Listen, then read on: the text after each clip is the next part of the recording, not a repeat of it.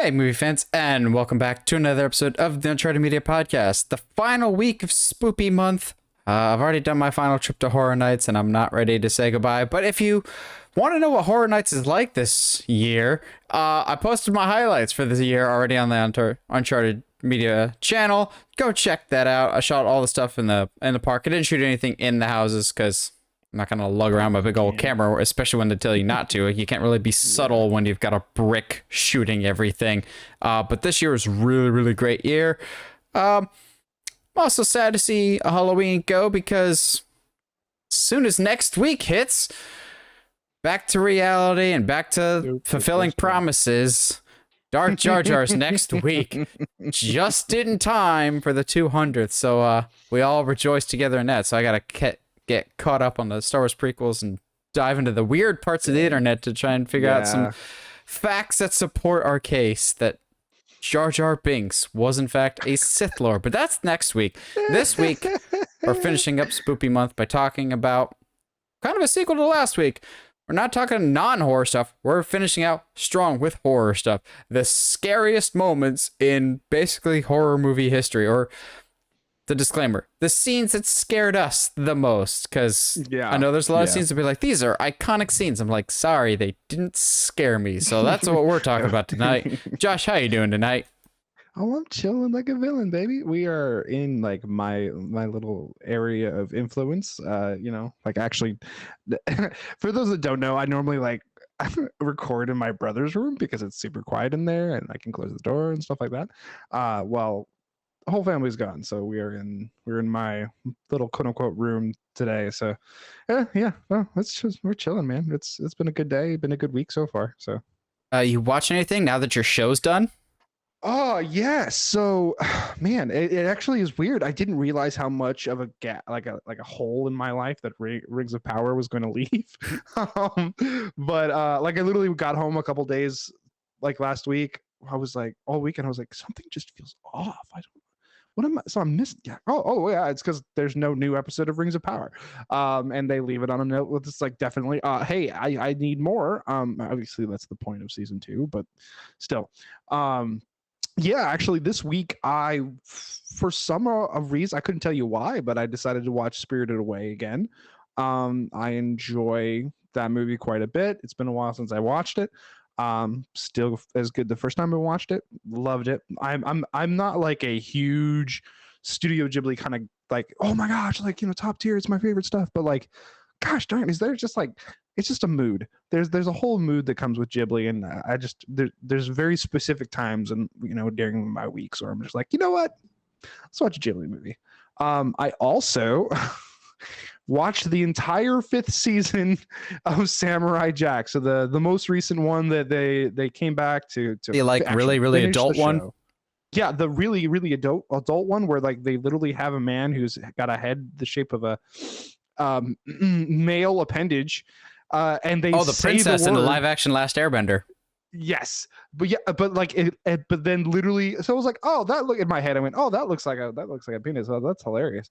And then like the guy, the assassin in the picture looks at the screen and goes, yeah, that looks like a penis. I was like, whoa, whoa. I didn't realize that's where the show was, but yeah, it's like super adult. It was fantastic. Great, fantastic way to end the show. Yeah. Next on, I'm probably going to watch Primal, which is done by the same people. And for those that don't, it's like about a caveman whose best friend is a T-Rex. So I'll take that. What about you? You watching anything? I've actually watched quite a bit, and I've been playing quite a bit. So watch-wise, I watched Josh's favorite movie, or at least a movie that he's mentioned on the podcast before, George Clooney's Hail Caesar. I didn't think it was that bad. It also like wasn't hysterically funny. Like, I don't know. Maybe I was expecting funnier. It's the Coen brothers. Basically, George Clooney's this really famous actor that gets kidnapped by communists. Love it. Here for it. It was fine. There wasn't as many like Hollywood in-jokes as I was expecting, but I think they're supposed to be going for like a stylized version of classic Hollywood, like during the 50s and whatnot. So like big parties and everything else. It was entertaining. And on the complete other end of the spectrum, that same day I did a doubleheader with Hail Caesar And naturally, you follow that up with Dwayne The Rock Johnson's Rampage. That's just a... Are you okay? Are you having a rough week, buddy? So they were next to each other in my HBO Max queue. What in the world? Okay. What a weird, like, I guess the queue is always like just what you happen to put in there next to each other. But also I was like, okay, I'm seeing Black Adam this weekend, which we'll talk about in a little bit. So it's like, you know what? I haven't seen Rampage. People say that's a fun one. It was fun. Of the two Rock movies I saw this weekend, it might have been the better one. But at least with Rampage, it knows what it is. And as a fan of the video game, or someone that played a lot of the GameCube version, there were some fun references. It did not take itself too seriously. There's even a couple moments with the cinematography that they purposely shot it so it looks like basically a 2D like playground, like you would see exactly on your screen when you're playing the game. I'm going, that's pretty clever. Cool. That's cool. Yeah. Also, holy crap, this movie is PG-13, and I'm surprised it got that rating because when the monster stuff happens, the monster stuff happens, and I was very happy. Like The Rock delivers on action when he wants to. But the heart of the movie, more or less, the heart of the movie is the relationship between The Rock's character and George the Giant Ape. And George is so incredibly likable. When a giant ape flips off The Rock, I'm going, I like the ape. The ape makes me happy. But like I said, I also saw Black Adam. And I was very nervous going into this because I saw the critics' reception. And then I saw the audience reaction the very next day after I saw the movie. And I completely understand both ends of the spectrum. Like, it's 90% audience and it's like 50% critics. If I had to choose, I lean more towards the critics side.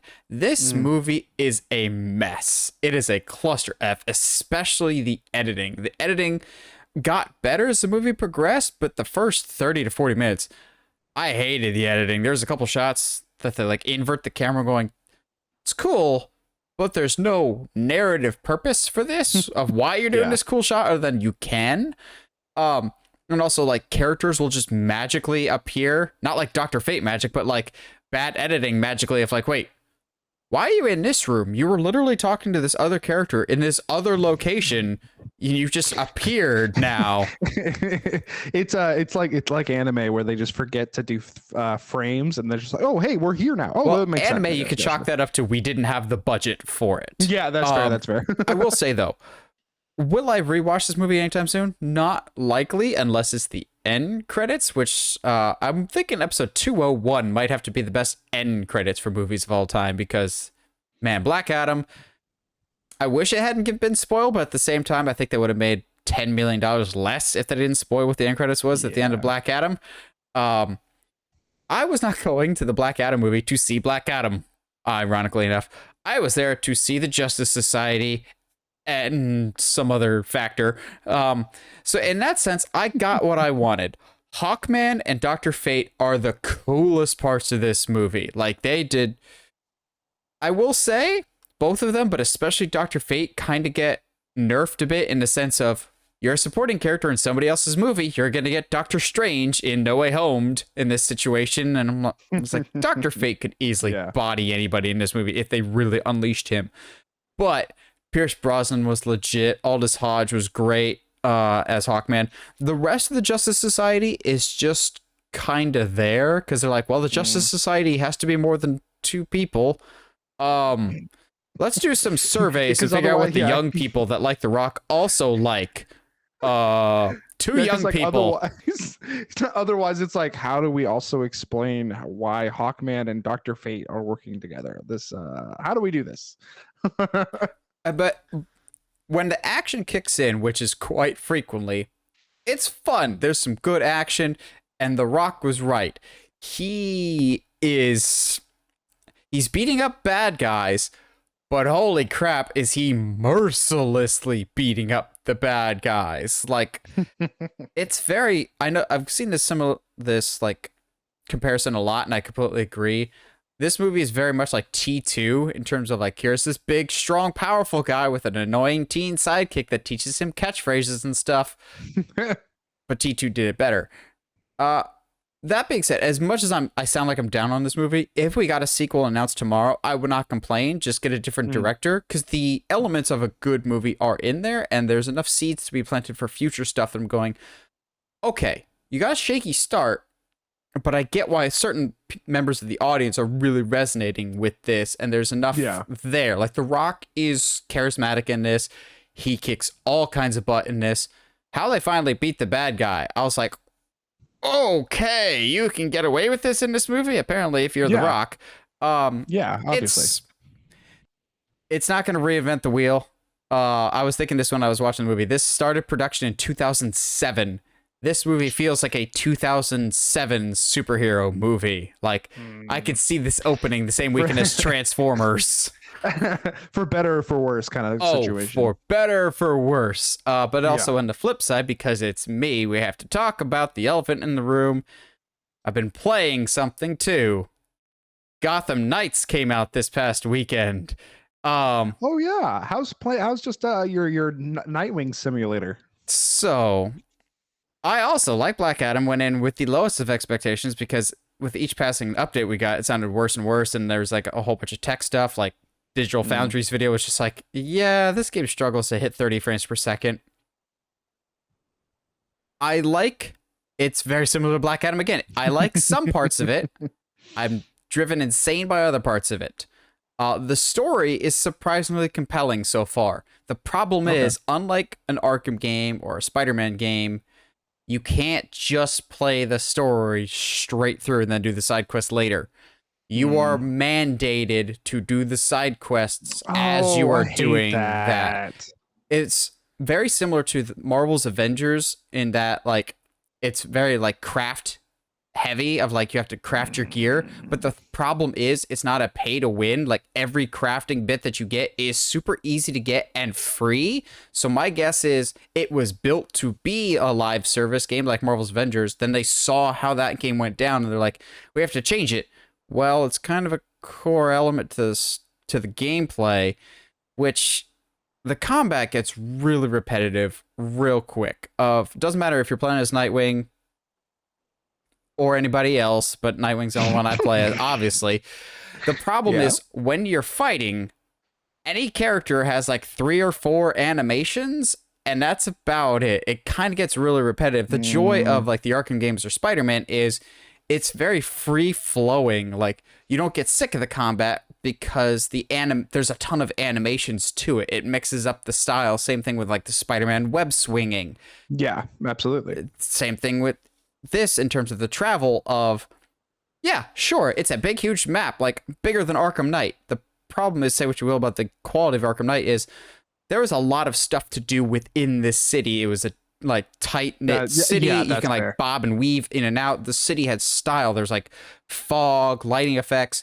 There's a lot of wide open, very just straight ahead roads, and you're just buzzing along in your little motorcycle that doesn't have a speed boost, but thank God it can pop wheelies. So it's just like, the story is great, but I wish I could just go through just the story. Yeah. And some of the dialogue is pretty bad, but it's not nearly as bad as you were seeing in like early gameplay footage and trailers and whatnot. Like, it flows a lot better. I would say, like, once this game goes on sale next month, for like 20 or 30 bucks, actually, I could see this game being available for PlayStation, whatever it's called, in a few months, in which case, try it out, because there's some good things to it. It's just a matter of, like, so much other stuff clearly was thrown together in this, whether it was intended to be there or not.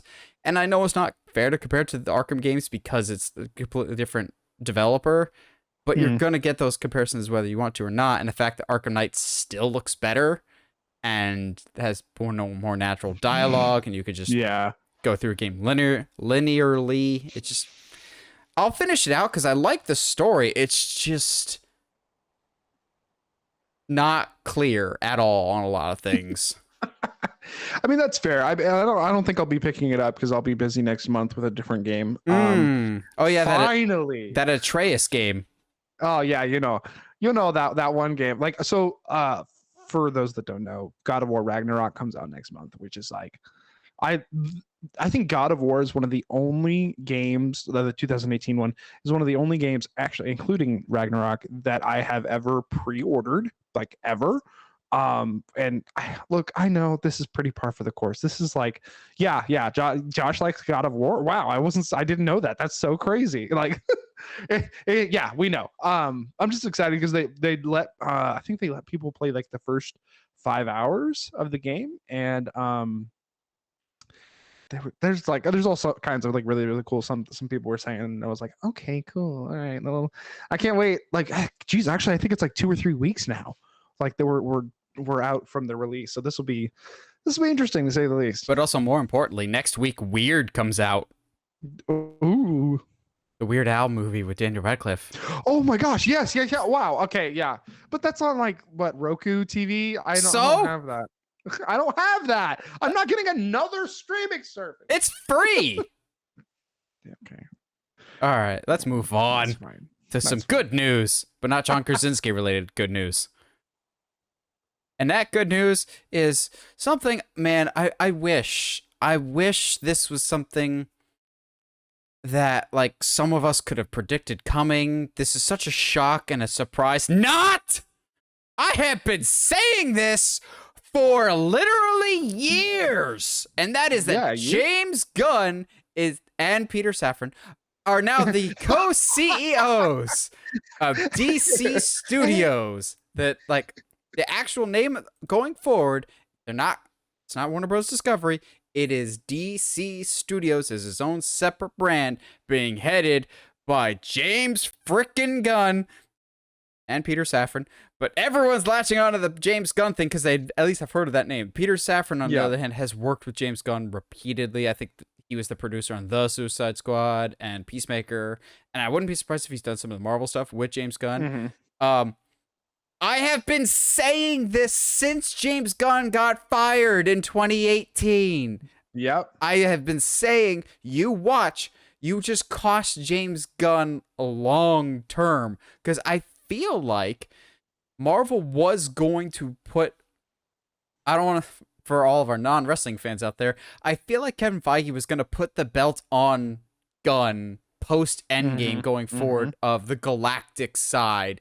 And because the one boneheaded choice on both parties, if we're being honest here, he left and got to do The Suicide Squad, which is Josh and I's still favorite DCEU movie so far. And then that relationship became so fruitful that they're just like, here you go. And I have been saying forever that he's the most qualified for it. He knows the material.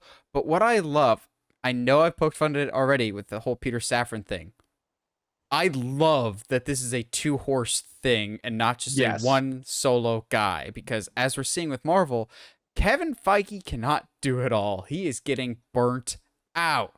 He can't pay attention to all the details. And having two people here, and James Gunn specifically saying, I'm going to be very much involved with the creatives, but also just letting them do their own thing, let the directors be directors, because he himself is one. It just makes sense. Yeah. I love this because in the entertainment business, there is a long storied history with it comes to duos in movies representing two separate things. Look at, in the early days of Disney, you had Walt and Roy Disney. You had the thinker in Walt and the doer, well, other way around. You had the creative guy with Walt and the money guy with Roy. Fast forward in Disney's timeline even further, Michael Eisner and Frank Wells. You always need the checks and the balances. You need the money guy, the bottom line guy, the how is this actually going to perform, and you need the creatives. It's when they work together and are on the same page, that's when magic really happens, and I like that they announced the two of these guys. I would have been excited for James Gunn, but I like that we're getting the money guy and the producing guy working in conjunction with the creative guy. Also, like, is that movie going to happen? That James Gunn mystery movie? Or is this the mystery that he's been? They're all the mystery movie. Yeah, but I'm with you though. Real quick side tangent because it is James Gunn though. Have you seen the trailer for the Guardians of the Christmas Galaxy special? Christmas special? I'm gonna watch the crap out of that. Are you kidding me? I was just I'm so ready for that. I'll be honest, before the trailer, I was just like, oh yeah, that Christmas special. It's gonna be basically just Groot dressed as a Christmas tree selling the merch. And then I saw Yeah. the trailer, I was going, so it's Christmas Vacation, Yeah, but with but the Guardians. galactic, and I kind of need it. Oh This yeah, looks great. it looks so much fun. But yeah, like this is like I think like when you and I were talking about it, texting back and forth when it first came out. I'm just excited that it's two people. I honestly I would go as far as to be like, hey, if we could have like another one, because in the words of Rings of Power, if you have two, they can be corrupted by each other, but if you have three, it's balance. Anyway, but gosh, I had to slip in a Rings of Power reference. I'm just excited that it's James. I think he has a vision for what DC could look like, and that's in a way that is still a comic book movie, but also not. All right, cool. We're just gonna do everything that Marvel isn't. Like that's you can't really. There has to be some like weird middle ground. And to be fair, I think that the Suicide Squad absolutely hits that middle ground of like, okay, cool. So we can go a little bit farther than Marvel can as far as like adult content, but then we can also still stay very, very very faithful to our comic our source material, but then also be something completely new and unique and fresh, something that I think the comic book world is desperately needing, especially with Marvel kind of feeling like it's starting to just rehash over and over and over and over. I like that they're not punishing him for the quote unquote lack of success with the Suicide Squad. I think it would be really easy for them to go, that movie flopped and fell on its face financially. So thanks for trying, but you need to move on. They gave him Peacemaker, and maybe that was because they expected the Suicide Squad to do so well. But then Peacemaker became one of the biggest shows HBO Max has ever done, and then House of the Dragon comes along and knocks all those ratings out. I don't know, some people were like, well, he's an R-rated guy. I think he was R-rated for the Suicide Squad because it fits for that. I think the characters that it lends itself to be R could potentially get R-rated projects, like a Lobo could potentially get an R-rated project. I think would be awesome. I think that's what's exciting about James though, is he's proven that he's not afraid to bring in like the really weird and the really like obscure, but then also make them incredibly interesting. So like the idea of getting a actually good Lobo movie is actually totally within the realm of possibilities now. Like having something as weird as a loot bug film, or like, you know, a loot bug and Buster Gold is like that's totally within the Who's realm Loot of Bug? Oh gosh, buddy. Loot Bug and Booster Gold. Yeah. What did I say? That's what I thought. Anyway, I have no idea. Loot Bug's great. Loot Bug's he's stupid. Don't worry about it. But he's super obscure. But like that's my point though, is like characters that we in the DC universe, like outside of the big seven, I feel like actually are going to have a chance to shine now. Like seeing a Guy Gardner, Josh's favorite. I hate that guy so much. Oh my gosh, that's the point. Yes, but that is the exact point for him. But like still, I think the possibilities are so much wider now because James is very much more open to storytelling instead of just like, all right, cool. So who's gonna like know what we're gonna go watch now? Like Blue Beetle has a decent appeal to a mainstream. Like it's a young kid. He's like, I don't know. Like to me, it's not just going to be like, okay, cool. So we'll make another Justice League movie. It's going to be more like, all right, cool. How do we build to a Teen Titans without, with like some still the more obscure? How do we make Starfire not this sex symbol that she is in the comics? Well, even the writers have a hard time with that at times. Yeah, exactly. So like I think it's the opening of a new era for DC films. We'll see what this does for, movies like The Flash, movies like Blue Beetle, movies like Aquaman 2, and see where we go from there. I wouldn't be surprised if this was kind of already locked in, because like, what was it, Flash is right around the not no Flash is that's all like next year. June or That's July, I think. Yeah, we that's everything's next year, but I wouldn't be surprised if they're still very much involved with, already involved with the process of what we could be going through with these films, and whether or not we cancel the Flash, whether or not we do, blah blah blah, which they announced, quote unquote, announced a Flash too. So to me, they're not going to knock off Flash, but we'll see what happens. They might recast, as there's some rumors of a recast already. Yes, I mean, going into Flash 2, to me, you have to recast. Oh, absolutely. Especially if Ezra ends up in jail. But yeah, we'll see what happens. But at the very least, at least now, I feel like we can have faith. We can be like, all right, cool. James Gunn, he obviously, the Suicide Squad is super entertaining. Peacemaker is fantastic. He's he's voiced his support for the Harley Quinn show. Like, he understands what DC fans want, and I think he understands how to tell interesting stories that aren't going to get lost in the superhero movie garble. He's also done a good job already with just his few projects of building out a world within DC. There's a lot of stuff that's referenced in the Suicide Squad or Peacemaker that basically hints at a larger thing that we don't see on screen, like just having Starro as your main villain for the Suicide Squad. Going, clearly he's not afraid of taking risks. Yeah, having a Batmite reference in the middle of your Peacemaker show, is crazy. Like, of all the characters that I thought that we would hear from, Batmite was not one of them. So, but yeah, I'm excited. I think this spells good things. And I don't know. I feel like something happened that would kind of confirm that James Gunn is already making choices. So, to that point, though, I don't think that James Gunn had anything to do with this news. However, I think he's a big fan of it, though, and that is. I'm not going to say how we know but you can kind of infer by some things that came out this past weekend, that Henry Cavill, the Lord of all the superhero universe and the great conquering hero, has returned, and Henry Cavill will be playing Superman going forward. He shared on his social medias Monday or Tuesday, and basically was just like, hey guys, I'm back, and we're going. I just shared the GIF from How to Train Your Dragon, of all things. You're as beautiful as the day I lost you.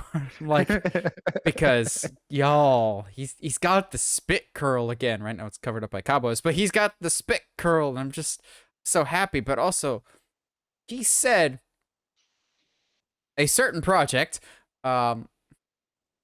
Let's be honest, it's been out for more than a few days already. If you were going to see Black Adam, you would have seen it by now. If you didn't want things to be spoiled, you would have seen it by now. Yeah. If you didn't want things to be spoiled, The Rock shouldn't have talked for 2 weeks leading up to the movie's release. But,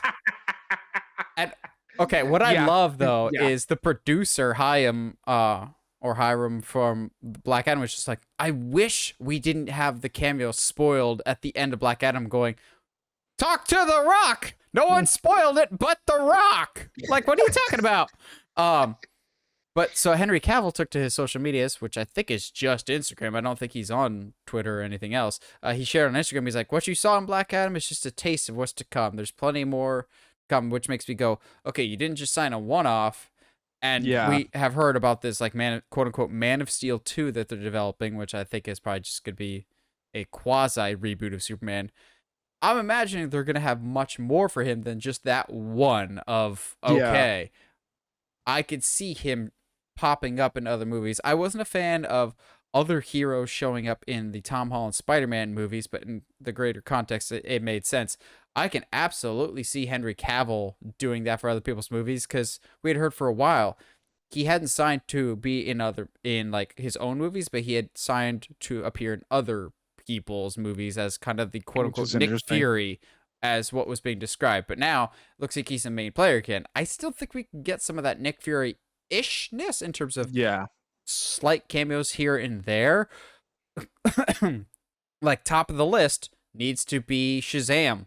He needs to meet Billy Batson and actually, show his face this time. Although, if knowing David F. Sandberg and a sense of humor, I would love it if they get Henry Cavill back and they show his head like the Proud Family, like they just chop off his head, but it is actually Henry Cavill. And at the end, Henry Cavill's just like, yeah, I've been here the whole time. Like the post-credit scene is actually showing his face for Superman this time. Oh man, let's go. I'm just excited. Like, obviously, I think it in the midst of everything of like quietly canceling all of the other Superman projects they were working on, not so quietly canceling, I guess. I can totally see it being confusing for the general audience. And Henry Cavill's Superman, and I personally, I don't think so. I think now they're trying to straighten everything out. Okay, let's build a foundation before we start getting weird. So to me, and Henry Cavill's the perfect player to do that. I think what's going to be interesting is, though, does that mean Affleck is back? Does that mean you know what I mean? Like how many people do we bring back? Because then once you bring Batfleck back, does that how does that affect Robert Pattinson's Batman? How does that affect? So there's a lot of like ripple effects. I think ripple questions that I think I have that I would love to have answered within the next couple months or whatever. Yes, I demand multi-billion-dollar companies give me answers. But like there's a lot. I don't see Batfleck coming back just because the situation of his exit versus Henry Cavill's hiatus, because it's not an exit. Fair. I think that was a different situation. Cavill was always, I want to come back. The cape's still in the closet. I want to come back. I want to be Superman. I love this role. I love this character. I'm not saying Ben Affleck didn't, but I think he is very burned by his experience on Live by Night, which was the movie that he directed. I think it was either right before Batman versus Superman or right after, in between that and Justice League. And all anybody was asking him was Batman questions. And he was just like, I've made this other movie. Granted, the critics didn't like it, but I poured my heart and soul into this movie. But all of y'all want to talk about Batman instead. So that was very frustrating. And he also, like a lot of other cast members, had a tough time on Joss Whedon's Justice League. So I think it was just him wanting to be done with it. And also, Ben Affleck is slightly older than Henry Cavill. So if they want to keep going with him, which is definitely a possibility, it could be an age being a factor because Batman is a physically demanding role, so is Superman. Yeah. But you and I have talked about before of as great as Ben Affleck is in the Batman role, immediately starting with an old Batman kind of handicaps the stories that you can tell. Yeah, absolutely. With like the Bat family or certain villains. They're just like, you start with Dark Knight Returns, you're kind of limited in where you can go. Whereas Henry Cavill Superman, you still have a lot of story avenues you can go here. He's still very young enough that he can carry this franchise for a while. It's probably not going to be James Bond now, which that's fine. I'd rather him be this instead. Sure. He can stick to this and the Enola Holmes movies for some reason. But real quick, weren't those movies getting sued? I'm so confused by that. Yeah, there's a second one coming like in a few weeks or something. Yeah, like I thought Netflix was getting sued for using non-public domain stuff. So, but whatever, that's a total shocker. Other conversation. Yeah. So going forward, I feel like I've talked about before of I would want Brad Bird. If we can't get Brad Bird, Christopher McQuarrie, who apparently is at the top of their list. If you were James Gunn and you had at least some input on the future direction of Superman with Henry Cavill and the direction that they take, who are some people that you're going to have conversations with to try and rope them into this? What direction would you take the character, etc.? What do you think, Josh? I think first movie is going to stay away from like Zod or Lex. You do something else. Do something completely different. I hope that they don't involve JJ at all. As much as I love JJ, we get it. He's a Christ metaphor. We understand. Like you don't stop banging that over our heads, please stop. It doesn't make the character interesting in a weird way. Like you on paper, you'd think that would make him more interesting, but it does the exact opposite. As far as directors, I would love to have involved. Brad Bird, obviously. Um, Flanagan, I think could have a lot of fun with. Oh, he wants to do Clayface instead. Oh, that's right. You know, like that. Putting it on the ethos, the Brendan Fraser starring Clayface film. Let's go.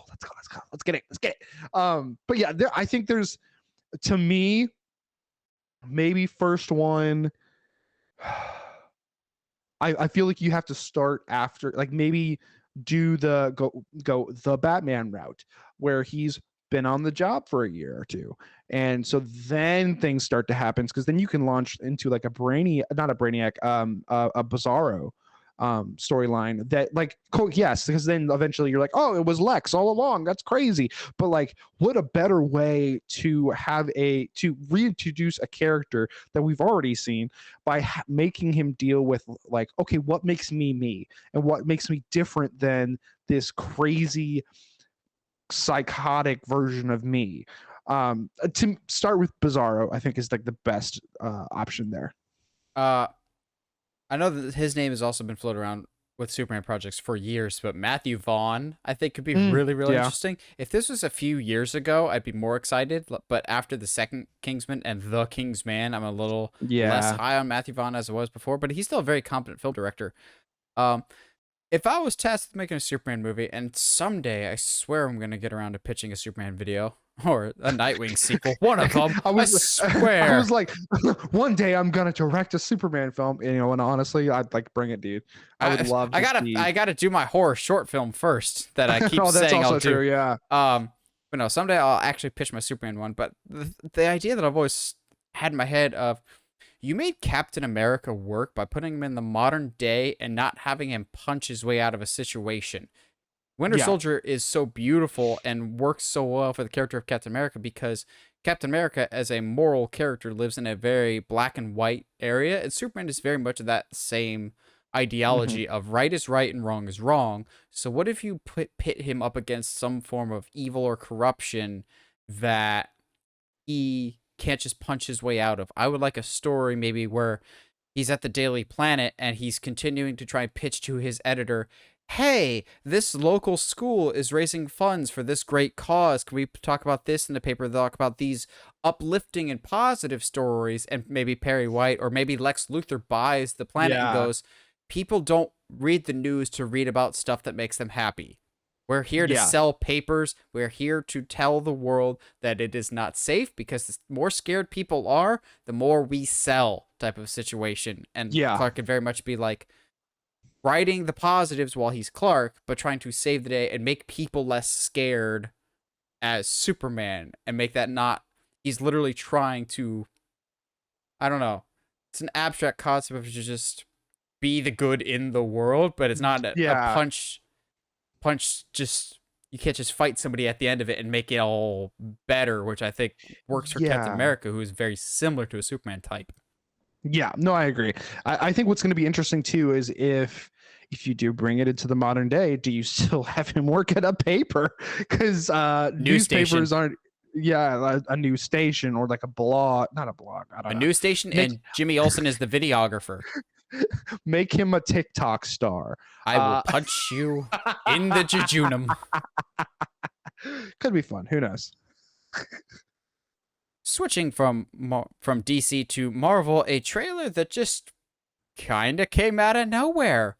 And I'll be honest, it's fine. It's not a bad trailer, but granted, there was that leaked trailer that I in no way, shape, or form saw what that leaked trailer looked like before for Ant-Man and the Wasp Quantumania that dropped, I believe, at CinemaCon. But they dropped this trailer and I'm going, it's fine enough. It's a teaser trailer, so I'll give it a pass for that. But Josh has always been more of the Ant-Man person than me. Like, Yeah, I like the first two; they're fine. I think the second one's better than the first, but yeah. it's nice that at least this time Ant-Man seems to be heavily involved with the future direction of the MCU. And I know some people will be like, well, he was really important because he's the reason for the quantum realm, and the quantum realm was important in Endgame. But I'm like, yeah, he gets to kind of be the hero in Endgame. Here, he kind of gets to be the eternal bad guy because it looks like he's going to unleash Kang on all the universes, Mhm. which should be very interesting to watch. Josh, as the bigger Ant-Man fan of the two of us, what did you kind of think of this Ant-Man and the Wasp trailer? Um, First of all, I loved your comment when I first sent you a text about it. I'm like, well, that's where the CGI budget went because golly, does this trailer look amazing? At the very least, the visuals are incredible and something unique. Which is, I think, obviously, if they're going to be going down to the quantum realm, that's something that you would need. The trailer's fine. It does the job of getting you kind of intrigued into this movie's going to be about. Um, I also like when they said that Kang's going to be the bad guy or whatever. We were like, okay, yeah, that makes sense.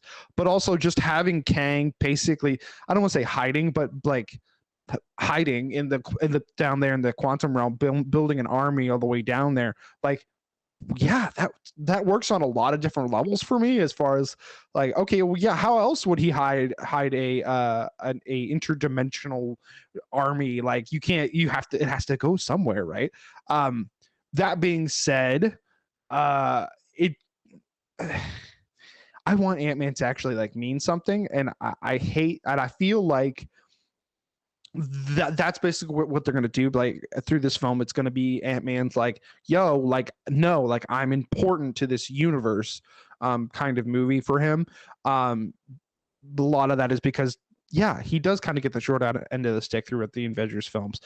He also that little dig at him in the beginning of the trailer when we're like, "Thank you, Spider-Man." I was like, "Yeah, like that's not fair to him." And so like it's obviously to me going to be Ant-Man's finally big like coming out party. It's like him.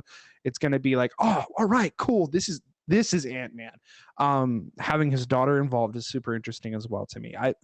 I'm not nowhere near as hyped from this trailer as I was the Wakanda Forever trailer, that first big trailer. However, I'm just excited in general to like finally see Ant-Man get his day in the sun. Finally actually have like, not to say that like 1 and 2 weren't emotionally driven, but like I feel like Kang is absolutely going to put him in a position where either you like save your daughter or I unleash my armies upon the galaxy or whatever. So I absolutely think that while it will not be directly his fault, and something Ant-Man does throughout this film, or a couple choices that he's going to have to make in this film, is definitely going to cause. That's what's going to be the cause of the rest of the multiverse saga. It's not necessarily going to be. I mean, it's Kang driven, obviously, but like at the very least, it's not going to be. Well, I'm Kang, and I've been in the quantum realm, and I think it's time to come out and do my thing now. Now it's like, no, Ant-Man's the reason he's gonna finally come out of hiding. Yeah, when it comes to Kang, Josh and I have made it very clear that we are huge fans of Jonathan Majors. I'm excited to Oh see what he yeah, brings to the table as Kang. I cannot wait for Jonathan Majors to just murder Michael B. Jordan in Creed 3 because he absolutely will. Um, I don't think this trailer does a very good job of making me realize why I should be afraid of Kang. yeah, Like, yeah, he's just kind of there, like I was a mysterious figure. Granted, he looks spectacular. And honestly, I think they translated his comic book look a whole lot better than I had any expectation of them doing. I like yeah. that the lines on his face are scars. I'm going, ah, cool. That makes sense. Even the blue actually really, really works. They even have the flowy green robe with the purple. I'm going, okay, if you can translate Kang, I'm not really worried about how you're going to translate Doctor Doom someday.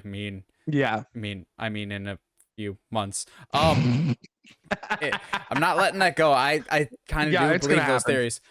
Yeah, I think this trailer needed to establish what the threat was better. Like, not Jen. Is it Janet Van Dyne? Is Michelle Pfeiffer's character? Or is Oh yeah, that yeah, yeah, or is yeah, that yeah, yeah. Evangeline Lilly's character? Are you talking about the mom? Yeah, whoever the mom Her mom? is, Yeah, she's trying it's to obvious sell she's it. afraid. Yeah, She's trying but to it's sell like, it as best as she can. But I think there was another trailer that they showed at CinemaCon that, according to some of the dialogue that was leaked out of that, that does a better job of establishing Kang. There's a line in one of those trailers that Kang just looks at Ant-Man and goes, "Avenger, are you one of the ones that I've killed? Or, like, have I killed you before?" Like, he has killed so many Avengers in so many different yeah, universes that he can't remember who he's beat or not because he's gotten rid of so many others. That line alone could have established what the stakes are, but maybe that implies more multiverse shenanigans than they're willing to give away at this current time. But I mean, like, we yeah, know because there this is will just a be. teaser. Obviously, there is a blink and you miss a detail, but there's a shot in the trailer where it looks like Ant-Man's teaming up with other Ant-Mans. So Yes. maybe there is some multiverse component to this. I think they lose in by the end of this movie, a la Empire Strikes Back, and like this really needs to set the stage for Avengers: The Kang Dynasty. But at the same time, I don't want us to get in the situation of Doctor Strange in the Multiverse of Madness of going, this movie has to change the Yeah. universe forever because then we set ourselves up for disappointment. But at the same time, I'm going, you're running This out of actually needs to though. you kind of That's the need problem. to is you're running out Yeah. of time. But I think there'll be some significant elements to this, but it's not going to be like the universe rapid expander that we're expecting it to be. But I do think the heroes lose by the end of it. Now, the interesting theory Yeah. that I'm seeing being thrown around after this trailer is Kang can escape and whatever else, and he can get the stuff that he needs Scott to get in this movie. But he'll still be looking for other things, most notably Shang-Chi's rings and Miss Marvel's bangles, which I'm going, Okay. which would tie them in like that, because Mhm. they say in both of those projects of those are beacons for some other thing. Some of us theorize it could be Galactus. Maybe it is Kang because they talk about a beacon at the beginning of this trailer. Which, quick Yeah. aside, I wasn't overly familiar with the original actress that they had in Avengers Endgame for Cassie. I'm super excited to see what Catherine Newton brings to the table as the new Cassie.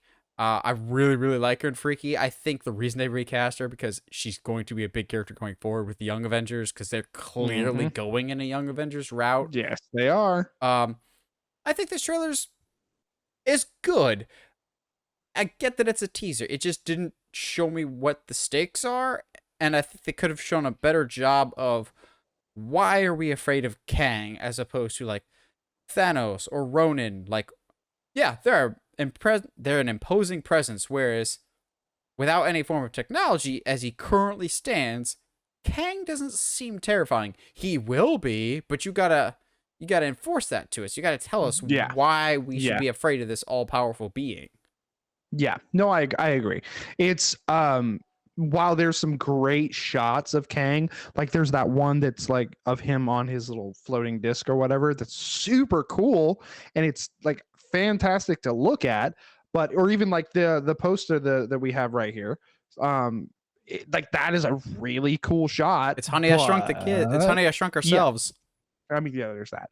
Uh, but like coming off of Thanos after seeing like Iron Man and Cap and Thor have to all fight him at the same time to even like get any kind of damage going on him. I think we're gonna have to be shown very quickly how dangerous Kang is and why it's a problem if he's unleashed on the planet And how or he's on the different. galaxy. And how he's different from Exactly, and how Thanos. he's different. Yeah, absolutely. But also, don't make him so overpowered that when we get Galactus, we have to be like, it's another Death Star. But you know what I mean. Lastly, for our news, since we're still in the month of the spoopy, we should probably end with a spoopy and a kind of surprising news, I'll be honest. And that is that The Conjuring 4 is happening and it'll be written by Aquaman 2, the writer for Aquaman 2. This is surprising for me just because the box office for all of the Conjuring universe movies have definitely been steadily declining over Yeah. time. Like whatever the current one is, whether it is a Annabelle, where it's a nun. Those always start really strong, and then you get to the sequels, and the money isn't quite as there, even if the sequels are good. Like Annabelle Creation, still one of the best in the entire franchise. Annabelle Comes Home actually wasn't that bad, but Not terrible. it wasn't Yeah. terrible either. The problem is I don't care anymore with this franchise because you started off with so much promise. I still love and adore that first Conjuring so much. And then if I remember right, then you went into Annabelle. Annabelle's awful. That first one is terrible. And then Conjuring 2 very It's much pretty, just yeah. shoehorns in a lot of stuff of, well, this could be a sequel, or this could be a sequel. Here's this whole room of sequel possibilities. And I'm just like, I like the first one because it was like a pretty self-contained story that was fairly grounded in realism, whereas the second one's just like, yep, why not? Like this whole universe, it's cool that James Wan started it, but it's getting overly saturated, and with him being less and less involved with it, especially after Conjuring 3, which was like I want to be excited, but at the same time I'm just like, can we just not? Can we do something else? Can we just create like it like that's fine. Like I don't mind a Conjuring-esque story, but like at the same time, um can we just not call it Conjuring? Can we just, why does it always have to be attached to the Conjuring? Is it just because the Warrens are yet again involved and they're yet again gonna get come on the other side unscathed? Like I think at this point, because we have seen the Warrens tackled all of these demons and stuff head on, and then come on the other side unscathed, it's kind of like it defeats the purpose. It's like, okay, cool, so no matter what happens, they're gonna be okay.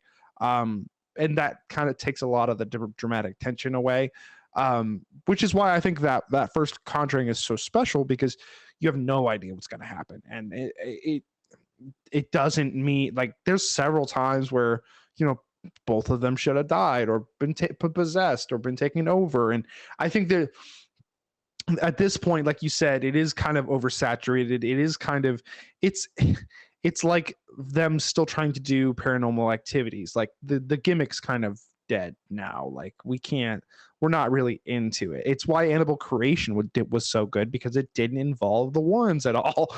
And just like there's not really much else here. I don't particularly care about the Warrens' life. The first one's fantastic, and after the second one is Way too outside of all. long. Yeah, to me though, outside of the sequel baiting, I don't mind it. It's up there. It's better than 3, but that, like you said, like it can't just keep going down in quality, and then you're like, okay, but cool, we can still make another one. Like, or you could not. It's just that it's become so spotty. Like we're getting The Nun 2, to which I'm just going, ugh, why did people go out and see this in theaters as I saw this in theaters? Well, I wasn't going to, but a friend was just like, I'm gonna go see The Nun, you want to? I'm just like, sure, how bad can it be? Nathan would later come to regret that decision. But hey, if anything in the Conjuring verse is true, it's that the sequels are better than the first ones. So who knows? Except for The Conjuring. But like that being said, Nun 2 is going to be stupid. The whole concept of it is dumb. I don't like it. In the words of AJ Styles, they don't want none. They don't. They really don't. Well, as per usual, this week's episode is sponsored by TeePublic, your one-stop shop for all things Uncharted Media merch, whether it is t-shirts now that it's getting cold, hoodie weather, magnet weather, which is all year round, stickers, whatever you want with the Uncharted Media logo on it, or any of our other fantastic designs. Go support the show in that way. Be awesome.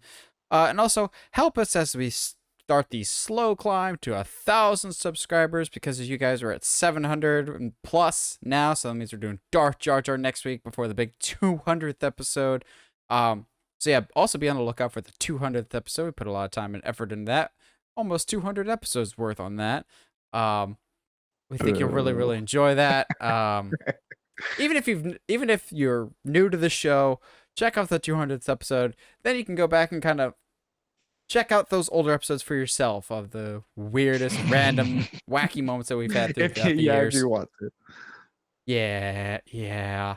Now, Josh and I love horror movies and we love good scares. The problem is, Yeah. since we watch them so much, don't get scared as much because Hmm. you just kind of can pick up trends and notice things. So that's what we're going to talk about today is our personal picks for scariest movie moments or best like jump scares in horror movies. We're not talking about like scariest movies in non-horror. That was last week. Now we're specifically for the week right before Halloween, the scariest moments we've ever seen in horror movies. Now, to be honest, a lot of these are more recent ones just because like more recent movies do a better job of scaring us. It's nothing to do with like violence or whatever else. But it's just They like hide. I think modern filmmakers get our sensibilities better. But then again, if we were around in the days of Universal monster movies, those probably would have scared us for that Yeah. time. Well, I think too, though, like especially watching stuff now, you see something of some like from the 50s or whatever, like the Universal monster movies. The timing is way different than it is now. Whereas these days, because horror movies are so widespread, it's 100 or so horror movies come out a year. All of us are kind of aware of scare timing, and that timing is something that audience members can totally pick up on. So a lot like a lot of mine, I just looking at it, a lot of them end up being the finales or the climaxes or something like that, because we've spent usually an hour to an hour and a half of atmospheric build. And so then to the point the stuff starts actually happening, it's not necessarily violent or grotesque. It hits harder. And I think that, like, to use an example, and this is not on my list, because partially because I kind of saw, it's an iconic scene, so it's everywhere. But like the original Psycho, the shower kill scene, because we've watched so many horror films, and I'm sure it was such a big deal when it was originally released. Watching it now, you're like, oh yeah, she's about to die. We're spending too much time right here watching her shower. She's about to get stabbed. Odd that it's in the middle of the movie, but like, okay, cool. Yeah, I think the timing of modern films is a lot different, and you have things, and some of the stuff on my list we'll talk about. You have people trying different kinds of scares. It's not just jump scares. It's atmospheric building, and just there's all this other stuff that I think once we get into the list, it'll become a little bit more clear. But it definitely, like, I'm like you. I have a whole bunch of. There's a few that are older, but mostly recent, like within the last 5-10 years, movies, because I partially, I think, just because that's what you and I have watched more of, obviously being alive at this time at this time. But like in general, I just think these movies do it better, and I don't think that's anything against the classics, but like I prefer these, I guess. All right, so then start us off, Josh. I can't go a horror discussion without talking about Sinister. There it is. That's the first thing on my list. Yeah. So I think the thing about Sinister is, especially at least the first time you watch it, at least for me and you, you can feel the tension build at night and the release of it being during the day. And anytime he puts in a new tape, you get nervous because you understand that you're about to see something that you haven't seen before. And I think while the fantastic first kind of scare when the demon in the TV screen looks at him and then looks away, fantastic, well done. However, I'm gonna go with I think it's the title of the actual video, the lawn work scene, where fantastic, well done in the sense that you don't really see a whole lot. Honestly, you see a It lawnmower. cuts away right before. Yeah, you see a lawnmower going, and because it's like the second or third video that he watches, you kind of have an idea of what you're about to see.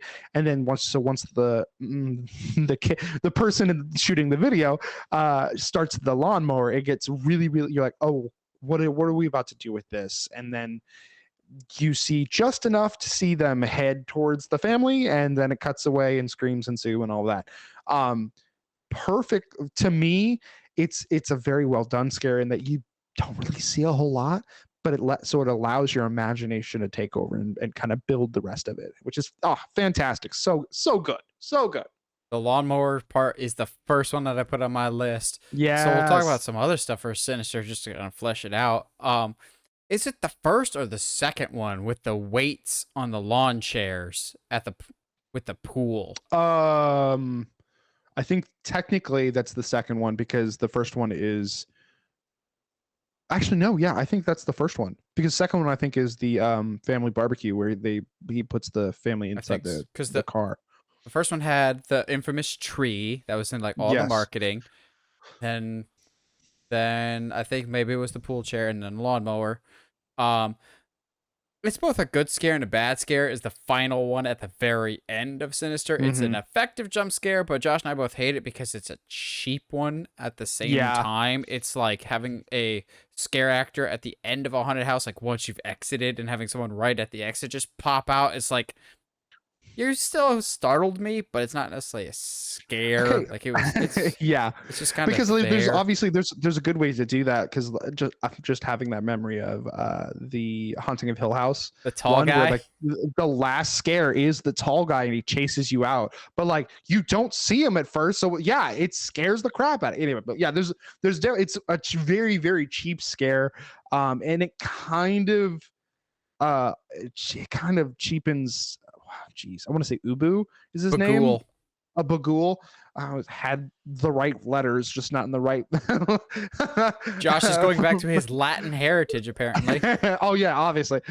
Summoning the devil and whatnot on the podcast, and in all of your ears. But yeah, it's a very very cheap jump scare, and it's my least favorite in there. I love the one that is.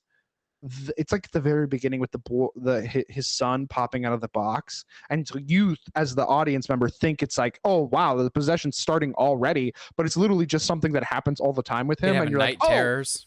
Okay, geez, that's something that I have to add to this list of things that I have to look for to make sure that I'm not going to get scared. I like that one a lot as well. So what about you? Let's talk about The Strangers. Yeah, hey, this is on my list too. The #1 movie of do not, and I repeat, do not watch this when you are home alone. Yeah. And watch it with headphones on. Because what was I watching? The honorable mention to The Night House, there's a bunch of scenes in that freaked me out, but that's one that has amazing sound design that like I was watching with headphones and I'm just like, I don't like this at all. But The Strangers, there's a lot of scenes because there's no score for most of this movie. So it just makes it so much worse when everything starts happening, because it's just got this very much the sense of realism to it. But the scene in question for me that it's just a big old nope more than anything else. It's when Liv Tyler, like in the poster here, she just walks into the living room and we just stick the camera there for a solid minute or two. And then all of a sudden, this dude with a bag on his head just slowly walks into frame behind her, like 20 or 30 feet behind her, and then slowly walks back out, and you're just going, it's just the concept of someone being in your home, invading that personal space without you even knowing. Like, he's not doing anything yet, but the fact that he just enters the room silently, watches for a long time, a la Michael Myers almost, and then disappears without her ever even noticing. I just hate it so much. Yeah. There's so much of the Strangers that I'm like, for some reason the critics hate this, and I think it's one of the best horror movies to just like freak you out, because it makes you so paranoid about, this is the thing that could absolutely happen if you're in the wrong crowd. Well, and I think what's interesting is that like that's not the only scene that happens. Like there's several times throughout this film that like there you just see things happen in the background, or you see somebody kind of pass there. I think that isn't there one where there's a hallway in the background and you just see somebody go from one room to the other that's clearly not one of the family members. It's so scary. I kind of want to go back and rewatch it because it's so good at the same time, and I love that it's ambiguous at the end as far as like, oh, did good win or did bad win? Because it's like, good kind of won, but like, also they're still out there. So who really won? Love it. Fantastic. Seeing somebody just like walk into that room and then stare at them and walk out. It shouldn't be scary. Like on paper, that should not be like tension building, but gosh, is it? It's so good. I wasn't aware that their critics didn't like this movie, but like, Shocker. Critics don't like a lot of horror movies. I mean, that's fair because it was like, it's cheap jump scare. There's no actual tension building and stuff. It's like when people are like, I don't like fantasy and sci-fi because the author can just invent anything to solve a problem. I'm like, well, yeah, but that's how all fiction works. I'm confused. What? Like, get out of here. People are lazy, man. They are. Oh, let me talk about another. Okay. You mentioned So someone since going we've from. had the same one over and over now, so I twice in a have row one that I now. guarantee you is not on Josh's list. Then. Okay. Josh okay. talked about someone walking across a hallway in the background of a scene that's not supposed to be there. There's a very famous scene in a movie that's known for a character walking back and forth in a hallway in a hospital, and then all of a sudden, you crap your pants because of camera work. The Exorcist 3. Okay. Which, I haven't seen that, so yeah. I really like The Exorcist 3. It's very different. It's very much a psychological thriller of like a murder mystery kind of, but this nurse is basically just walking back and forth, like getting stuff out of the supply closet and going back and forth. Really, really long tracking shot. So then she's walking away. She closes the door. You're like, oh, she closed the door. There's nothing that can happen. All of a sudden, this wide shot just rapid zooms into her as something pops up from the closet to chase after her with gardening shears, about to cut her head off. But it goes basically from super wide and far away shot to zoomed in like 100 feet within a second. This rapid, almost like, oh gosh, that wasn't supposed to happen. The shock of the camera movement. It was. I always say one of my favorite moments in comedies is in Monty Python and the Holy Grail when the guy's running far away in the distance, because editing is the funny part there. The camera work is what's so scary, is this thing that's been static, this camera that's been static for like almost 5 minutes, just rapidly zooming in for this action that is timed so perfectly because you've been watching this for so long. It's just like, oh, it's going to happen. She's going to open the door. Something's going to pop out. But the fact that she's closed the door and she's basically almost opened the next door, she's so far gone that this thing comes spiraling out in rapid zoom. You're going, oh, the timing's off. I already exhaled because I thought we were fine. But then you just crap your pants, and then they smash cut to a statue bleeding, and you're just like, okay, the rest of this movie is a bit slower pace, but this is going to send someone to the hospital with a heart attack. Yeah, which I think that's like a lot of what horror is. It comes down to timing. I'm sure it's going to be on your list somewhere. But speaking of timing, a well-timed head explosion will get you really far in life when it comes to horror. And a perfectly placed one will have a group of college boys screaming. In 1 hour photo, the main antagonist, I guess, who's played by Robin Williams, has a dream, and at the end of the dream his head explodes, and it doesn't. Yes, it does. No, it doesn't. His eyes bleed. Okay, sorry. Gosh, is that really? My memory, I think I could have sworn his head explodes. He's in this pitch white room. It's almost like a completely white room, like when Harry dies in the final Harry Potter and then comes back. It's like that, except it's like a CVS that has completely empty shelves because that's where he works. And so he has his eyes closed. He's just kind of standing there, and all of a sudden do a close up of his face. He opens his eyes and they're like blood red. And he starts screaming, and all of a sudden, when he's screaming, blood starts squirting out of his eyes. Okay. And Okay, then that's probably it just, why my since brain remembers he it is that way also then. wearing all white in his all white room, the blood's just going everywhere and it's showing up everywhere. And you're just going, what is happening? What is happening? What is happening? Yeah. Because the rest of the movie is not artistic in that way of like very interpretive. It's very literal for a Be lot leading of up to it. that moment either. Yeah, Yes. it's that is very surreal moment, and the rest of it's very grounded in reality. That Yeah. freaks you out so much more. Yeah, exactly. That's okay. So that you know what, I haven't seen that movie in so long. So, but like the explosion, like in my head, I remembered it as a his head blowing up, which is also terrifying if that just randomly happened. But like Thinking of like scanners. yeah, but like yeah, just the way that, because for those who don't know about 1 Hour Photo, it's one of the only films that Robin Williams did that is not that it's like a horror film. It's about this guy who tries to live vicariously through other people's photos, and ends up stalking a family. And I don't, does he end up killing them? I don't remember at the end. No, But I don't think it's clear if he does or no, not. no, he doesn't. Okay. But yeah, fantastic movie.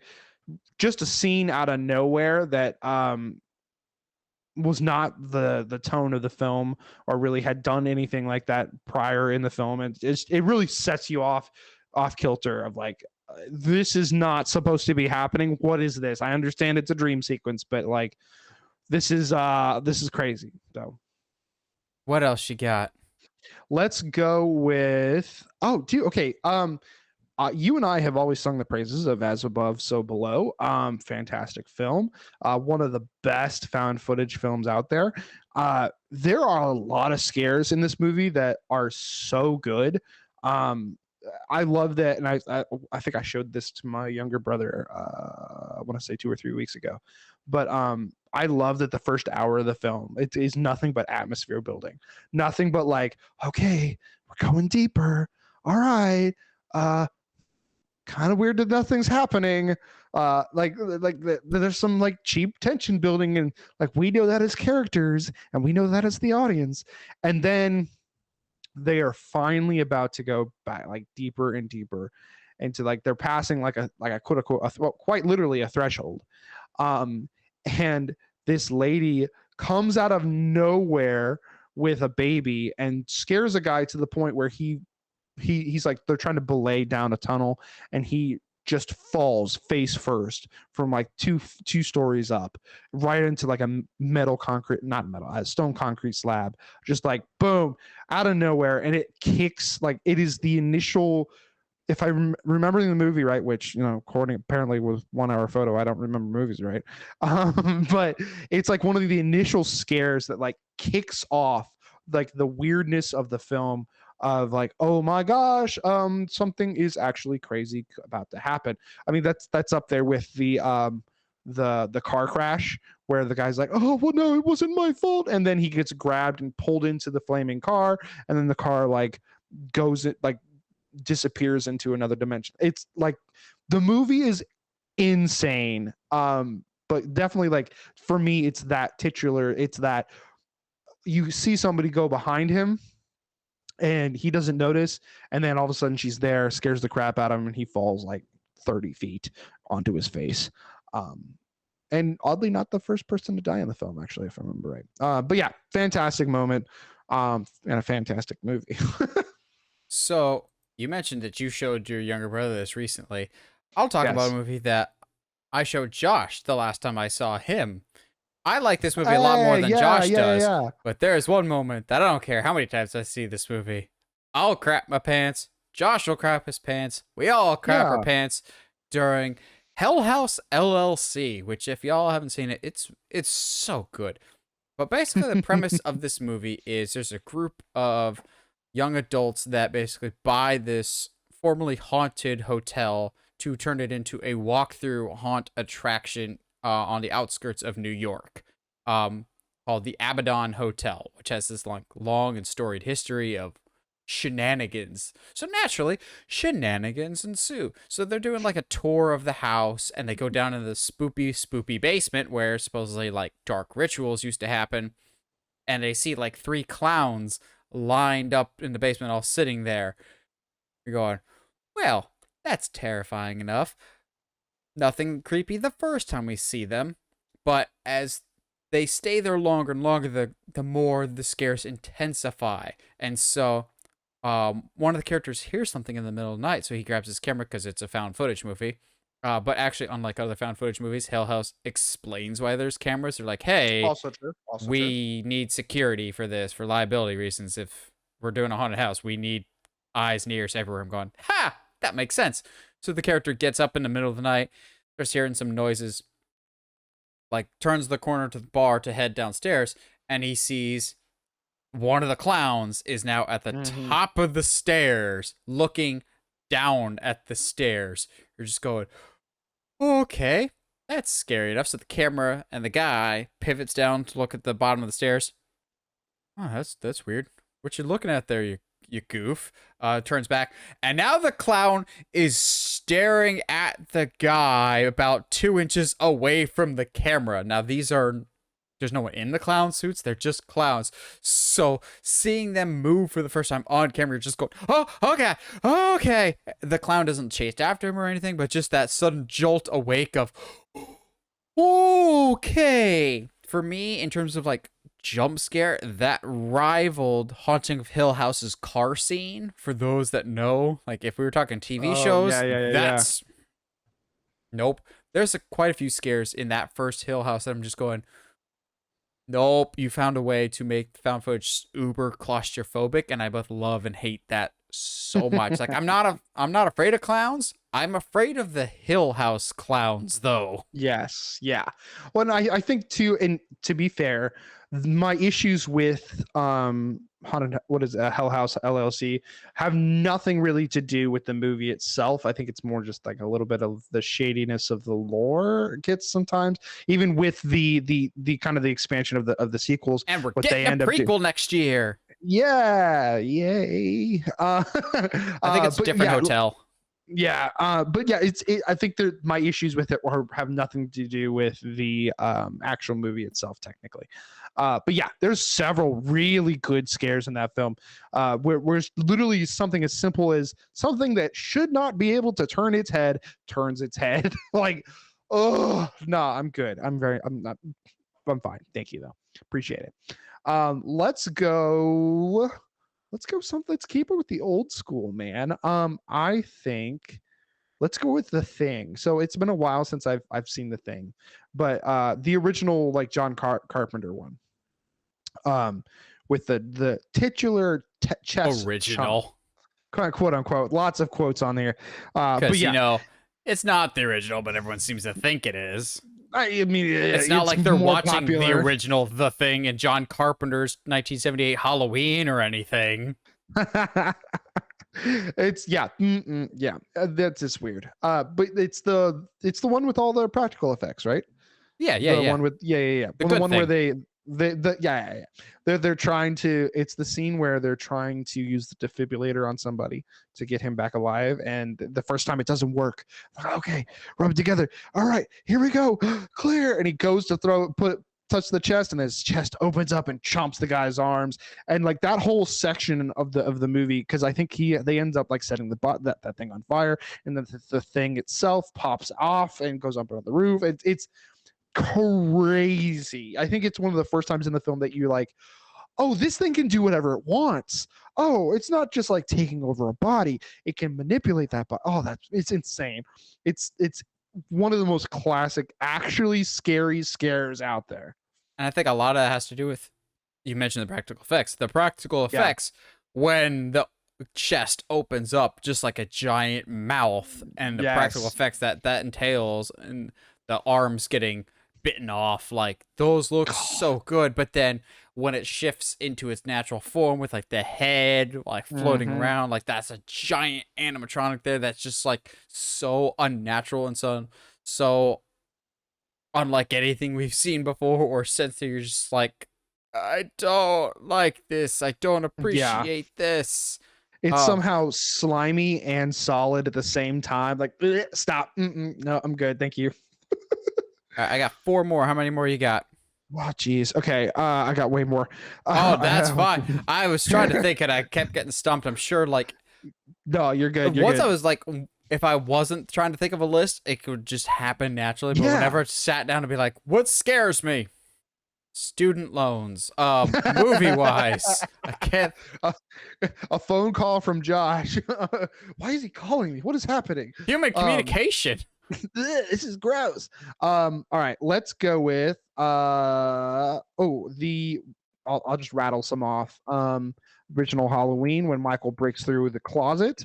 Scared the Really? absolute crap legitimately, and I think part of it is because when I first saw it, like to me,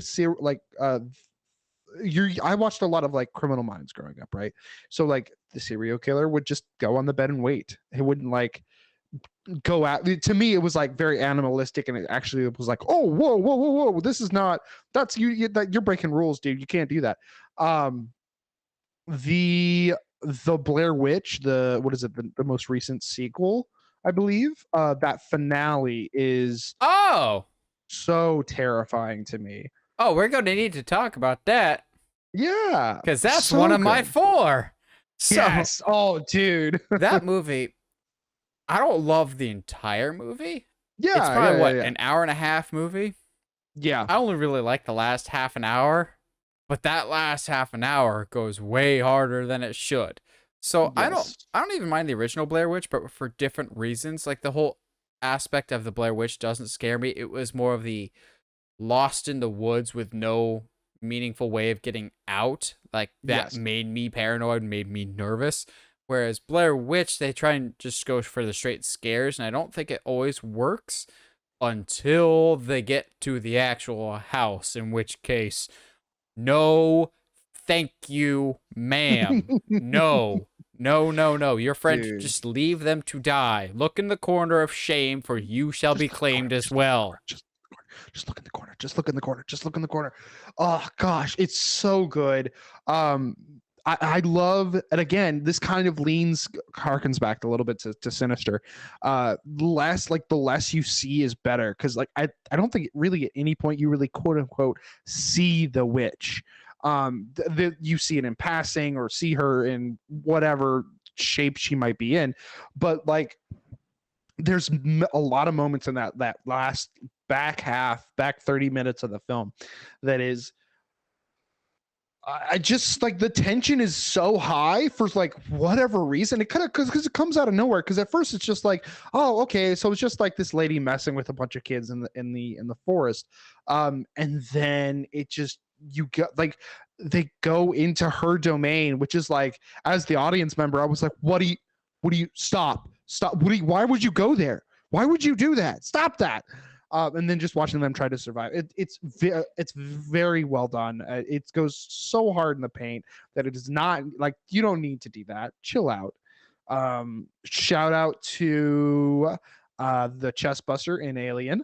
See, that never scared me. It's impressive, That but it never really scared me. I don't I know why. the first okay, quantifying that, the first time I saw it was scary because I had never seen anything like that before. I like I saw like Star Wars or like Cars, like like like my level One of those like, is significantly scarier than the other. I'll and give it's you a Cars. hint. One of them is Cars.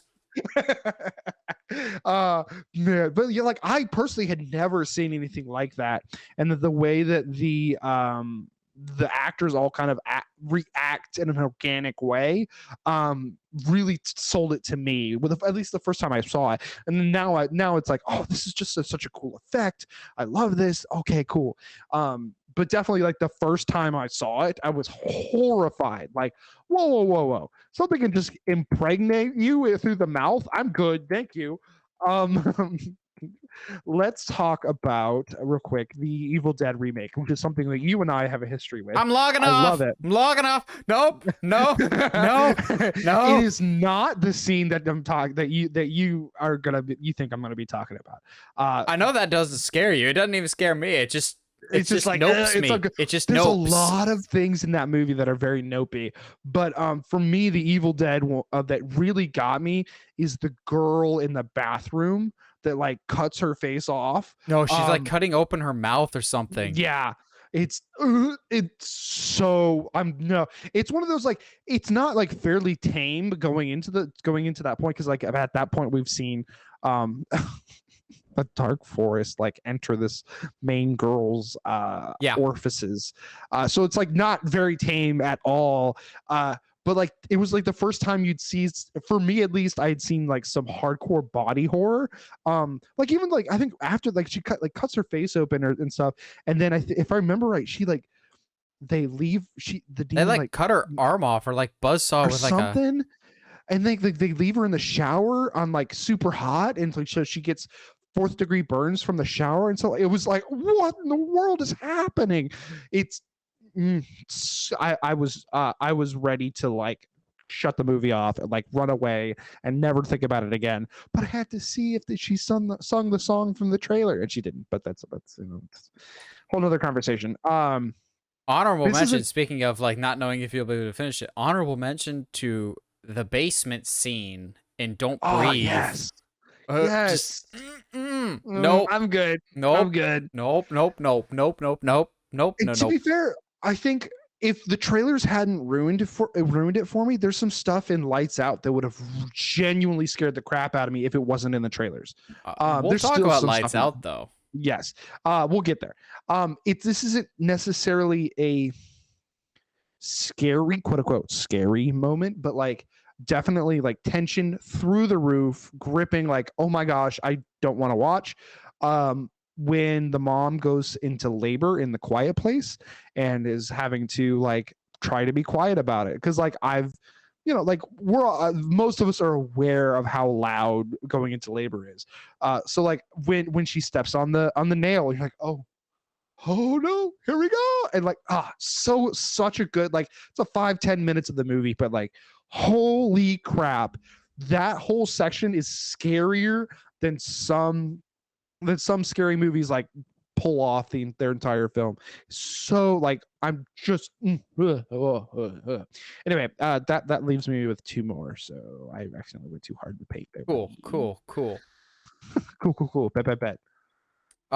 So you mentioned Lights Out earlier. Hey, there we go. I do have Lights Out to talk about. Yes. Oh boy, this movie, like another movie that we'll talk about here later, I was trained for a lot of years. If it says PG-13, how scary can it be? And Lights Out is PG-13. There was one scene in particular that I have never noped harder in my life of going, no, you're breaking horror movie rules. You can't do that. We have agreed that this is how horror movies do things, and that's not how things do. So basically the premise of Lights Out is the monster only shows up when there's no light. Like you turn on a light, they're gone. Turn off the light, they appear. It's almost like that thing of like you see clothes on your chair in your room and you think it's a demon. Well, if that was true, it's Lights Out. So this kid already believes that this thing is happening, and he believes something is happening to his mom. So the kid is standing in the doorway for his bedroom, and as he's looking across the hall to his mom, who's in the pitch black darkness in this like wide shot, and they're just talking back and forth through the scene. Cut to the mom, cut to the kid, cut back to the mom in this wide shot, and the mom just says something about, "Go back to bed, sweetie." And then without calling any attention to it, in the upper right-hand corner of the doorway, these long black fingers start creeping around, and his head starts popping out from the top of the doorway, but they don't call attention to it. They don't zoom in. They just let it happen while the mom's still talking, going, stop. Kid, run. And the kid sees it, so he just closes the door, locks the door, hides under the covers, turns on all the lights he can. I'm just going, right now, kid, you are me. I am not sleeping tonight because horror movies don't do that. You call attention to the scares and you like build up the tension, but they didn't build it up, but it was still scary because it's so unexpected and gnarly. Yes. Of like, it's there. Okay. Nope. Nope. Nope. Nope. God, No. Lights Out is a like it turns into, it's a very, very simple premise that could easily just be like abused. And like they only use the gimmick of like, oh, she only exists in the dark, like only a couple times in the opening and then in her apartment, which was a fantastic scene if it did not get ruined in the trailer. But like, isn't it like right after that scene, like she appears, she like, because so she can just go from shadow to shadow, right? So she's trying to unlock the door and he's locked it and he can't get in. She can't get in. So she just goes into the shadows that are in his closet. And like, oh, I was like, oh no, stop. And then like all the lights go out and he has a candle or whatever, and you can, oh, she like blows it out and I'm dude, that I need to go back. Lights Out is easily like top 10. Like it is so good. To the point where I love that this is really just us gushing about Lights Out here in the moment here. I love that the climax of the film, or at least you understand what's going to have to happen for our characters to win, but you don't want it to have to get there, but it's going to have to get there. I love that.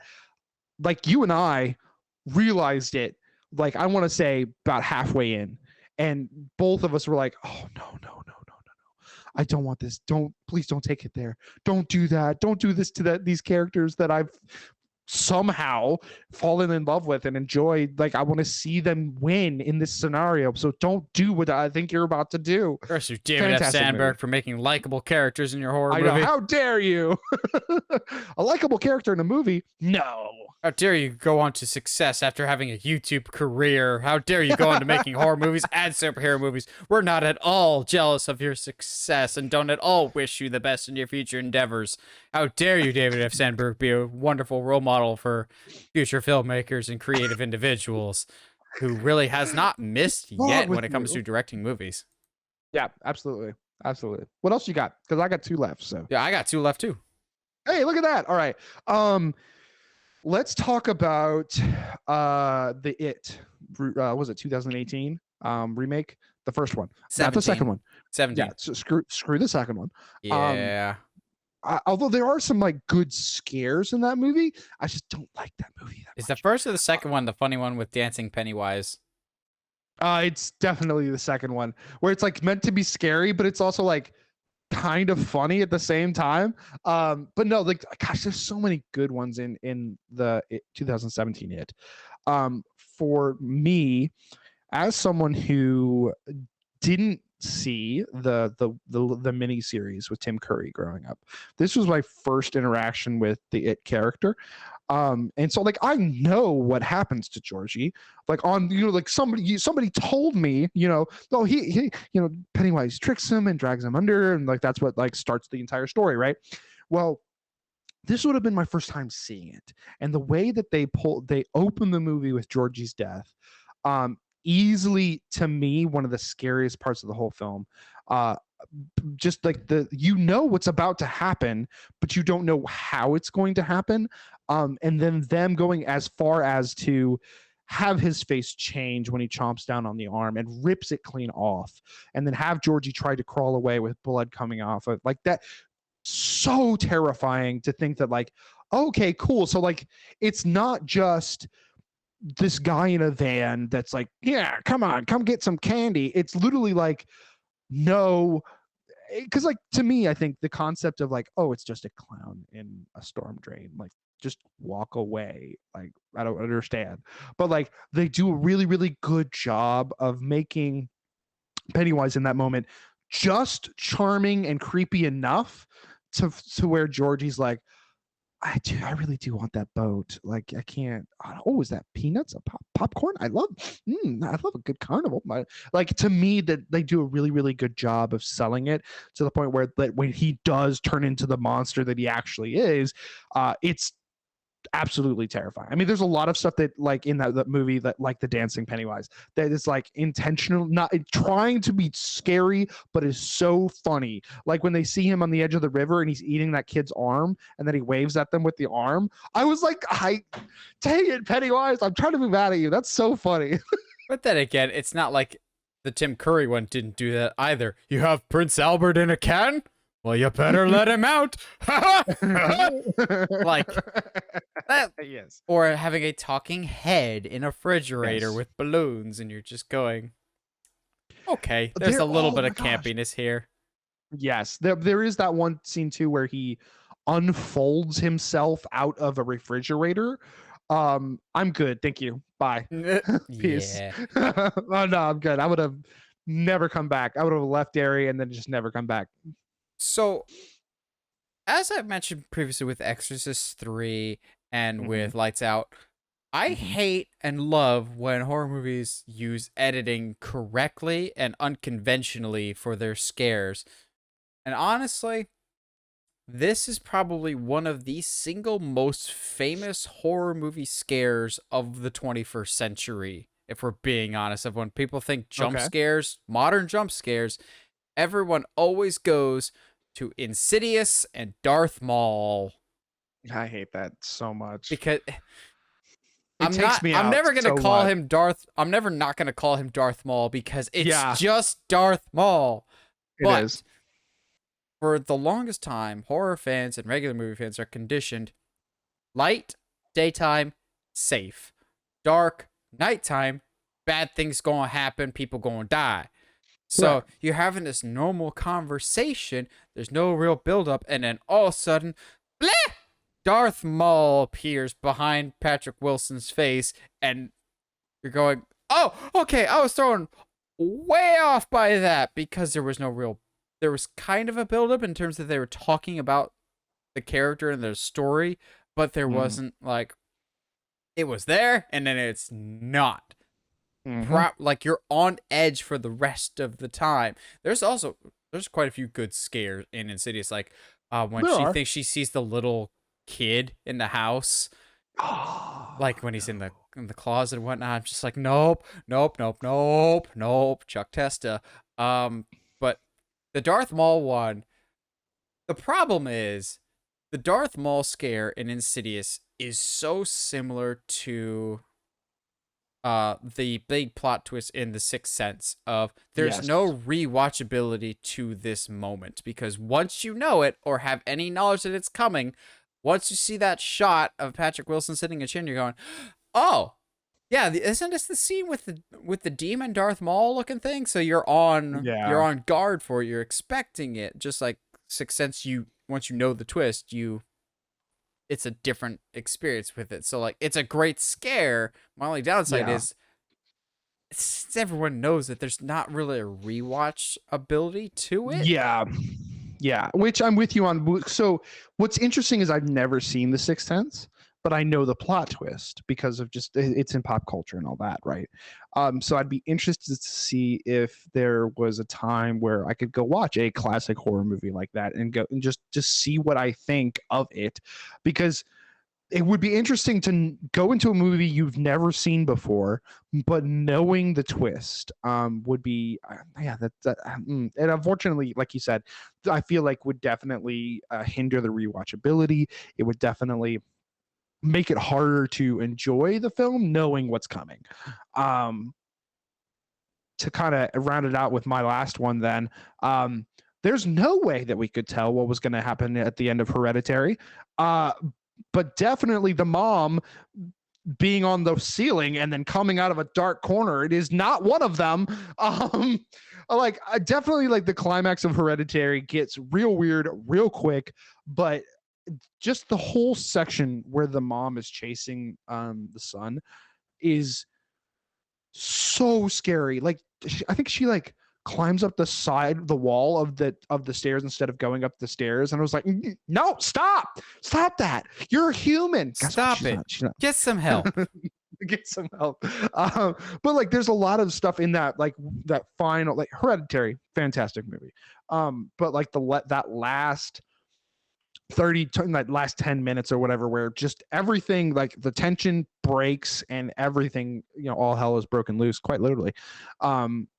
when the mom is just chasing her son around the building, around the house, in this like ways that she should not be able to move. Because I think a big part of that is you're not aware that she's already been possessed until she starts doing things. And you're like, oh, you've been possessed for a while. Oh no. It's just so good. So it's a scene that I think about a lot, that scares the crap out of me. And not in the same way of like earlier in the movie when the little girl loses her head, not because she's angry, but because she gets hit by a pole. I know I'm Josh, but let me be frank. It's just sudden. It's not like scary. It's like, oh my, they're really going there. Oh, okay, cool. I guess that's what we're doing now. Whereas like the mom at the end is unnecessarily scary. I'm trying to think. I think my last movie came out around the same time as Hereditary, maybe a few years earlier. I think. Midsommar? No, I actually like this movie. Ooh, hey, what? Wait, hold on. You don't like Midsommar? It's fine, but really, Okay. really overrated. Okay, I'll take that. I think they're the parts where they're taking drugs or whatever. I'm like, accurate, I would assume. Like, it's incredibly well made, but it never really scared me. And also, it's the Josh issue of y'all are just stupid. Just leave. Like, nothing's really preventing them from leaving. Wait, hold on. Why is that the Josh issue? Because that's the issue you have a lot with horror movies of dumb characters are dumb. Just leave. Yeah, okay, that's fair. Yeah. That's like Josh is dumb and should leave. But to be fair, yeah, like there's something scary. Okay, cool. I'm gonna go deeper. Why? There's no reason to. Nope, I'm gonna leave that one there. I think maybe this one was 2014 or 2015. Josh, did you ever get around to seeing It Follows? I did, and I did not like it. It was fine. Yeah, I think it's movie. fine, but there's two moments in particular that for the first time since Sinister, actually, I could not sleep that night because of some stuff in It Follows. So the first one, the premise of Was it people having sex in a car? I mean, pretty weird. Not as weird as you think. But the premise of It Follows is basically, if you have sex, this thing will chase after you. It can't run, but it will never get tired. It will swap bodies with other people. It will always come after you. And the only way to get rid of it is to just have sex with other people and hope that it gets those people first. There's no way to get around it. Yes, it's a metaphor for STDs, but that's what it is. Yeah. But there's a scene where the main character is talking to her friends. And also, the real hook is the only one that can see it are the people that are being chased by it. So anyone else that's not affected by it doesn't see anybody. They don't see a person slowly walking toward them because, again, the thing can only walk. So the main character is talking to her friends in her room. It's super, super chill and quiet. And one of her friends is just standing in the doorway talking to her while the main character is just like sitting down or whatever. They're talking, cut over to the friend who's sitting in the doorway, and there's a hallway behind her. All of a sudden, there's this dude with sunken eyes that walks and merges through the darkness and actually walks straight through her friend like a ghost. But there was no like warning, no build up. They're just like, they're just talking about the legend of this thing, and then all of a sudden it appears out of the darkness and walks through this friend, and she's freaking out, but her friends have no idea what she's freaking out about because they can't see it. Well, he's also like, when you say guy, we're not talking just like 6 foot. Josh's whatever. worst fear. It's tall people. But like genuinely, like that man was tall. That it's like Slender Man. If Slender Man was slightly more human-ish, but like sunken eyes, just like I hate everything you just described. No, I'm good. Oh no. That scene is terrifying because it comes out of nowhere. The other has more buildup, and I think the buildup is part of why it's so scary. So the main girl has sex with her boyfriend or one of her friends to try and get the curse off of her for a little bit. As one does. And so the boy is now the target. They think they've wrapped it all up, but realize the boy is the target now. And so the monster has taken the form of the boy's mom. So the kid doesn't know it's coming. So all of a sudden you see this slow walk of the mom going to the house and just doesn't know how to open doors. So she's just standing in the doorway, banging her head, and her friends across and the girls across the street looking at it through the window going, no. And so the mom finally gets in the house, walks up the stairs, and is banging her head on the boy's room, and the girl's like, no, no, no, no. She's hauling over to the house. No, no, no. Don't open the door. Don't open the door. It's not your mom. It's not your mom. Dude finally, like, half awake, just like, what do you want, mom? The creature jumps out and attacks the kid and basically eats him alive. You're just going, oh, it's just like buildup of knowing what is going to happen. Yes. And this slow walk, not being able to stop it. And the creature even looks at the girl at one point and just turns back because its attention is on this other dude now instead of her. And you're just like, I don't appreciate this. I appreciate it, but I don't appreciate it.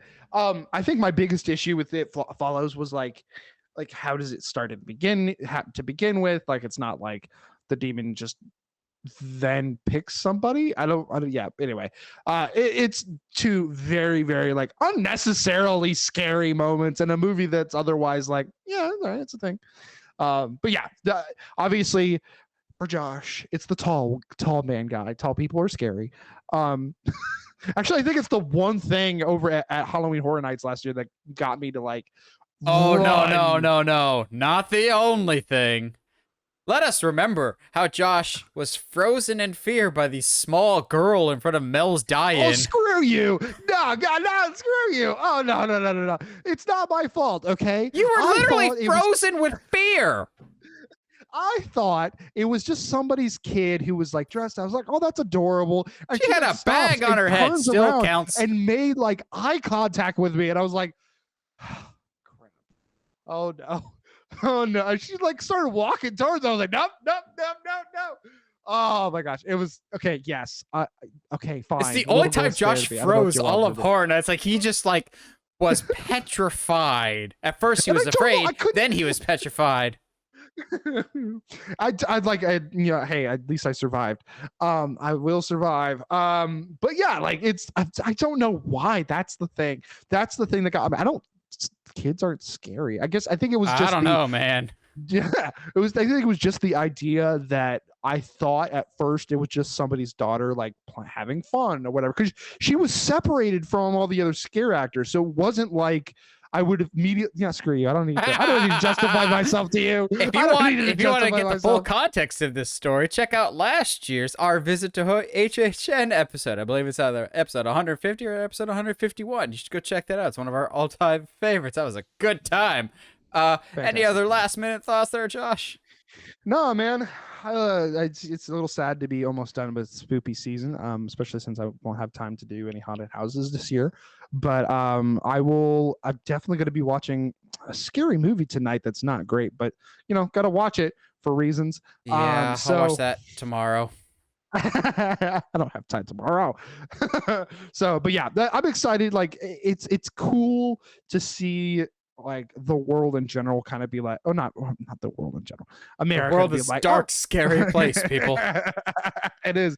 It would be fascinating to see if like I'm pretty sure this happens, but like that the whole world does like Halloween, which is like, I don't know how that works. So that's a whole conversation for another day. But like, I just love that it's one of the few holidays that the entire planet kind of all takes part in, and it's like a good scare is great. It brings people together, or in this case, makes Nathan make fun of me about being scared of a girl for the rest of my life. It's not the first time Josh has been afraid of a woman.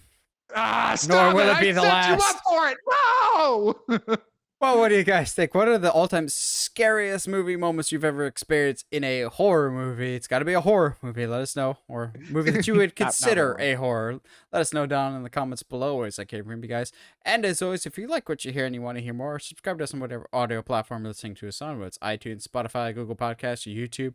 And if you haven't already, help us get to 1,000 subscribers. Help us start that slow climb to 1,000 by subscribing to us on YouTube. We've got some projects in the works that we're working on, but we'll talk about that more post the 200th episode. Make sure we iron out some details. But as always, stay sharp, movie guys and gals.